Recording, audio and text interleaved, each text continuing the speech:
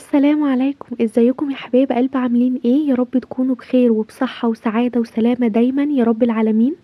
النهاردة هنعمل احلى فرخة محشية ممكن تجربيها وتشوفيها. عايزة اقول لكم ان الفرخة دي دايبة دوب، وفي وقت قليل جدا عملناها ومش هتاخد منكم اي وقت ولا مجهود.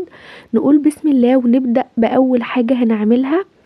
اي حاجة هنحطها على النار ونبدأ نحط فيها يا شوية من الزيت يا معلقة من السمنة، اللي تحبيه تقدري تحطيه عادي مفيش اي مشكلة. ومعايا هنا كوبايتين من الرز، انا غسلاهم ومصفياهم كويس جدا علشان هنحمرهم مع بعض. كده الرز بتاعي بدأ ياخد اللون اللي انا عايزاه، اللون ده كويس جدا. هديله كمان تقليبة كده وانا مجهزة معاكم. معايا الكبدة والقناصة بتاعة الفرخة، انا قطعتها كويس جدا. هسيب ليها مكان شوية كده علشان اعمل لها صدمة ما تنزلش اي سوائل، انا عايزاها تنشف على طول. وانا كنت متبلاها في بصلاية بشراها وحط عليها فلفل اسمر وشوية ملح علشان تبقى ريحتها تحفة. هبدأ اقلبهم كده ياخدوا بس الصدمة علشان ما ينزلوش اي سوائل منهم، انا مش عايزاهم ينزلوا اي حاجة. فهبدأ اخليهم يتشوحوا كده تشويحة كويسة مع الرز.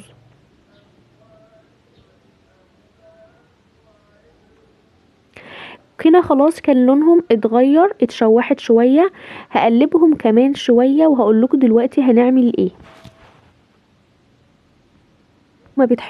لو ما بتحبوش الكبد والقوانص تقدروا ان انتوا ما تحطوهاش مع الرز، مفيش اي مشكلة. هنا خلاص سبت بقى الرز يتشوح كمان شوية، وانا معايا كنت بقشر بصلتين كبار وحط عليهم فلفل اسمر وملح ودعكهم كويس جدا مع بعض. هبدأ احطهم جوه الفرخة كده، اخلي الفرخة تتغلف بالبصل ده. عايزة اقول لكم بيخلي طعم الفرخة في حتة تانية من التتبيلة التحفة دي.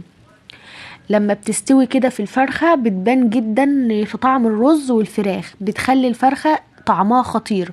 جربوها ان شاء الله تعجبكم. هبدأ احط البصلة بقى كلها في الفراخ من جوه كده، ادعكها فيها، وفي الجناب كده في حتت فيها كده مفتحة بدأت ان انا احطها. الرز هنا معايا كان خلاص، والكبدة والقناصة بدأوا يستووا كويس جدا. انا جبت كوباية من المية المغلية. طبعا احنا مش هنسوي الرز تسوية كاملة، هنسويه بس نص تسوية كده علشان نحشي بيه الفرخة.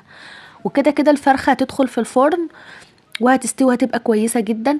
عايزة اقول لكم الفرخة دي انا ما حطيتهاش وانا بتبلها، انا كنت مديها صدمة على النار، السوائل اللي فيها بس تنشف، يعني معلقة سمنة عشان ما طولش عليكم وقت الفيديو.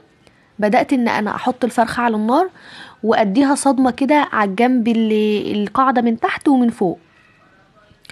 الرز هنا بقى نيجي عند الرز، انا حطيت له معلقة صغيرة من الملح وهغطي عليه بقى يستوي نص كده تسوية مع بعض. الفرخة زي ما قلت لكم انا خدتها شوحتها بس كده كصدمة. هنا خلاص غطيت عليه، لون الفرخة باين ان هي اخده صدمة بس. الرز انا خلاص كنت حسيت ان هو كده نص تسوية كده كويس جدا. قعد قد ايه على النار على بال بس المية ما نشفت منه كده وخلاص. هبدأ ان انا احشيها بقى زي ما احنا شايفين كده، مش هنحشيها كتير نكبسها علشان الرز يستوي. لو انتي كبستيها بالرز قوي الرز جوه مش هيستوي، مش هياخد راحته في التسوية. كده خلاص انا كنت حطيت البطاطايتين دول في الفرخه في اخرها كده علشان الرز ما يخرجش وهيستووا وهيبقوا تمام جدا. انا هنا كنت قطعت بص سوري، جزر وبطاطس وطماطم، انا قطعتهم حلقات كده.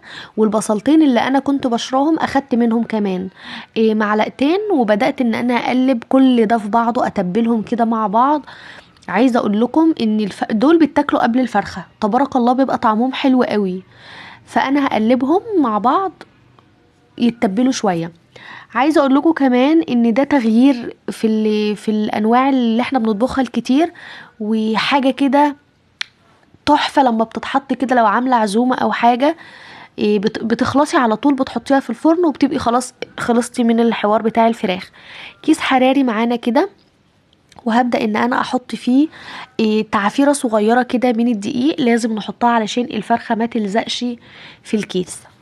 كل الحاجات اللي احنا تبلناها بالبصل والطماطم والبطاطس والجزر هنحطهم في الكيس، وهنبدأ ان احنا نحط الفرخة معاهم. لو عايزة تربطي الرجول بتاعة الفرخة مفيش اي مشكلة، انا ما ربطتهاش واكتفيت ان انا احطها كده تبقى كويسة جدا.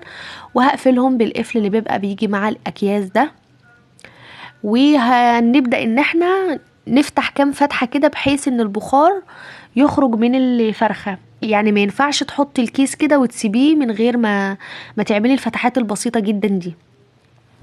في صينية كده موجودة عندك، وتبدأي تحطي الفرخة في الصينية،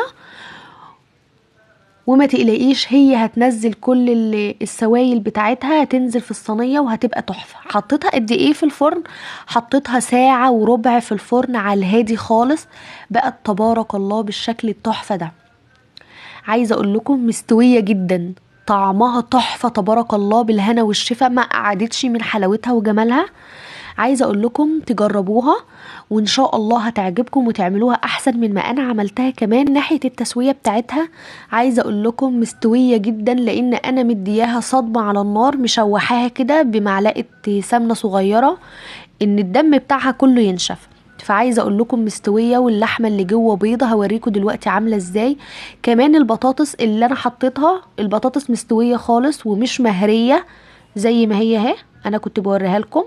تبارك الله تحفه. اهم حاجه ما ننساش نصلي على النبي في التعليقات تحت عشان ناخد الثواب مع بعض. يا رب الفيديو يكون عجبكم، واستنوني في فيديوهات جايه كتير. هوريكم دلوقتي ان الفراخ مستويه حلوه قوي. شايفين لون الفراخ عامل ازاي؟ مستويه جدا، ما فيهاش اي حاجه من جوه، تحفه تبارك الله. يا رب تعجبكم وتقوموا تعملوها وتجربوها وتعملوها احسن من ما انا عملتها. كمان تسلم ايديكم وعينيكم مقدما. البطاطس اللي انا حطيتها في الفرخه من الاخر كده زي ما هي. عايزه اقول لكم ان الرز اللي جواها طعمه تبارك الله تحفه، ومفلفل جدا مش معجن، ومستوي حلو قوي، والبطاطس كمان تبارك الله تحفة. انا كده اكون خلصت الفيديو بتاعي، يا رب يكون عجبكم. ما تنسوش تصلوا على النبي وتعملوا لايك. سلام عليكم.